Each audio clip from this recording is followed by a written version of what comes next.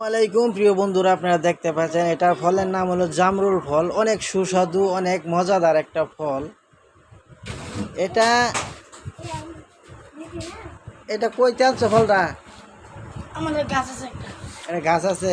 জি এটা খাইতে খুবই সুস্বাদু। হ্যাঁ জি, অনেক খুশি লাগে। প্রিয় বন্ধুরা, দেখতেন এই ফলটা অনেক ভিটামিন, অনেক ক্যালসিয়াম। এটা আপনারা বেশি বেশি খাবেন।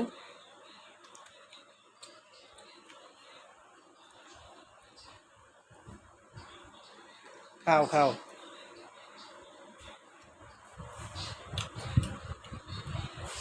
অনেক মজার একটা ফল।